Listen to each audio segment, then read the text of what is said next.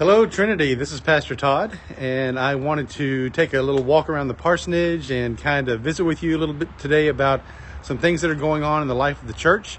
First thing I wanted to do is kind of give you a little bit of update on where we are in relation to the coronavirus.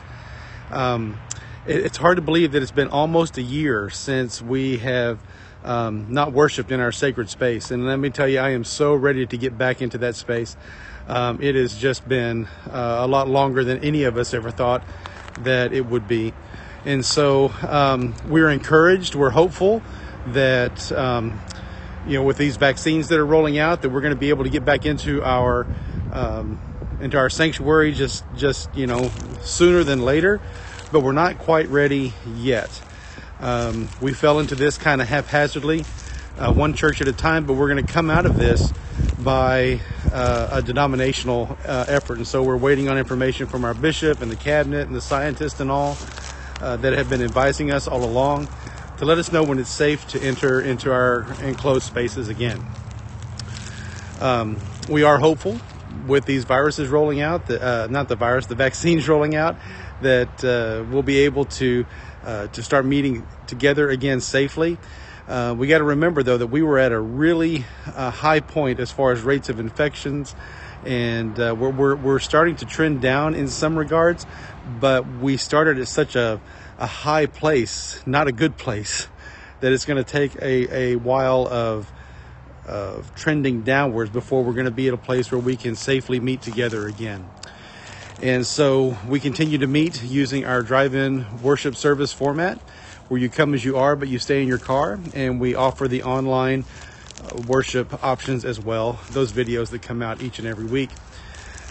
Some churches are trying to meet face-to-face, and there are some very strict guidelines for that. And to be honest, our relaunch team has said that we can be more effective and we can engage more people in worship by doing what we're doing now. And so that is going to be our stance, that we're going to keep doing drive-in worship, and that we're going to keep doing the online worship options each and every week, and that will be the way that we worship together moving forward. And just as soon as we feel like that we can worship together safely, we will do that.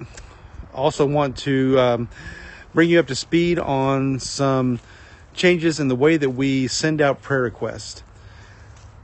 Some people don't like having their personal medical information out there in the general public, and I totally get that. There's actually laws called HIPAA laws that protect people and their right to privacy.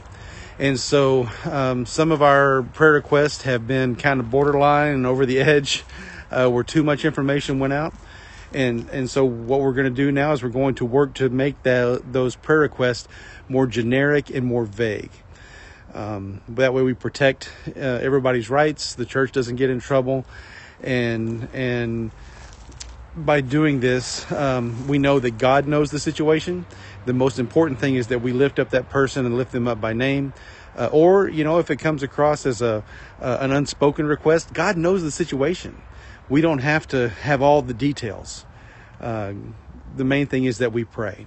And so that's going to be our policy moving forward regarding prayer requests. And some people have asked me if our church building is for sale. And that's the last thing that I want to talk about today. And the answer to that question is, yes, it is. We have this property out on Plymouth Avenue that we've had for many, many years, about 12 years or so now.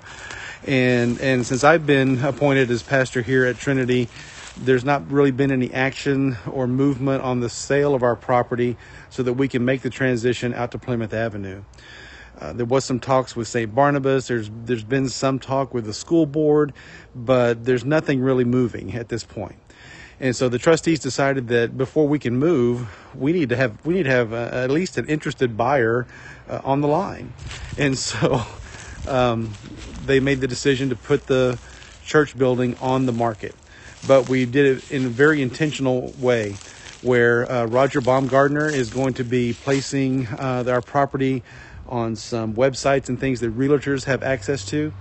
And we're not going to put a sign up in front of the church that says it's for sale. We're not going to do that.